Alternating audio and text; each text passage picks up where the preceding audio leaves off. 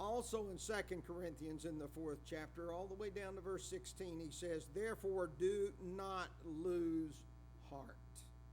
Even though our outward man is perishing, our inward man is being renewed day unto day."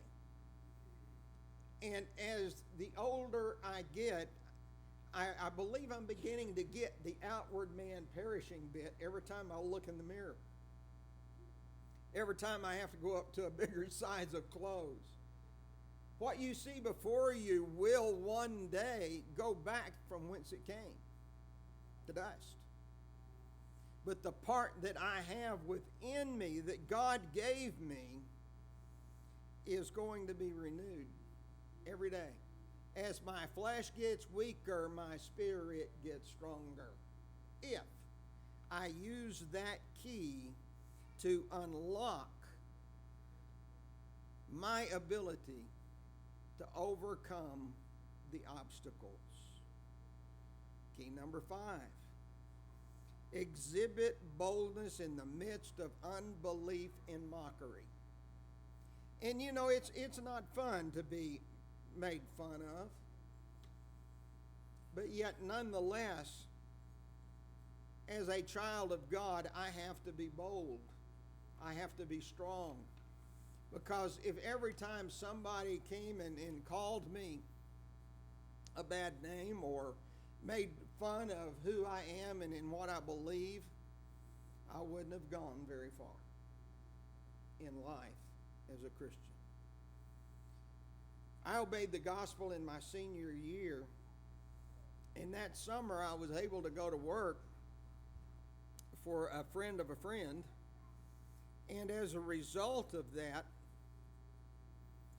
for the very first time I was called a Campbellite. And I told him in class this morning, I don't smoke. That's what I told him. I don't smoke. I'd never heard that term. I didn't know that it was a derogatory term. I didn't have the sense to even be insulted. But nonetheless, that's what he was trying to do. He was mocking. He was making fun of my commitment to Christ. And that will happen to you somewhere in life, at least once. But we have to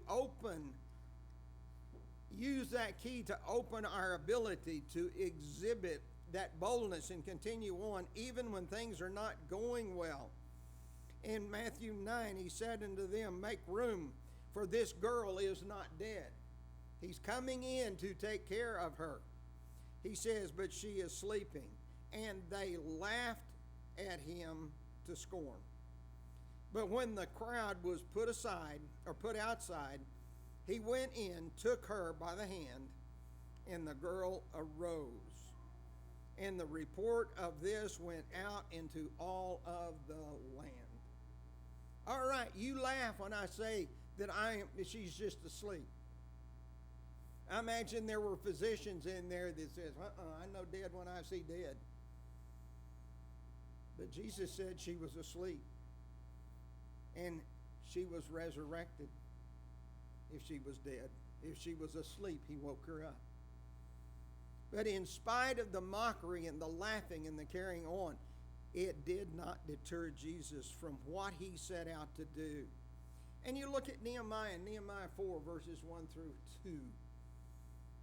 When they started rebuilding the wall, people all around them were beginning to laugh at them and mock because they're building a fortification. Remember, Scripture says that in Jerusalem, no stone was left upon a stone. And we're not talking about pebbles. We're not talking about rocks. We're talking about huge stones. And they were going to build a fortress, and they made fun of them all the way up until they closed the gate. But yet with their persistence, with their faith, and their belief, mockery did not stop them. They continued on with boldness. And then key number 6 is that we need to be persistent in humility. Don't give up. Persist, but don't be arrogant. because we see the fact that so many times we can't be arrogant in our persistence. In Matthew 15:27 and 28, a woman was wanting from Jesus because she could perceive that he was unique.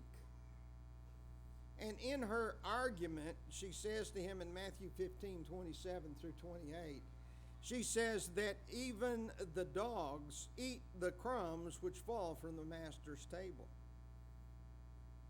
She was a Samaritan.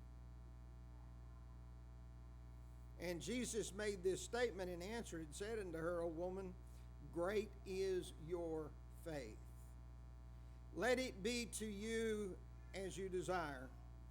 And her daughter was healed at that very hour.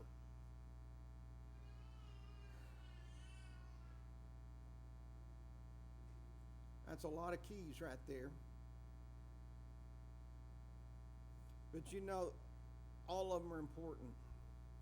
But key number 7 is critical.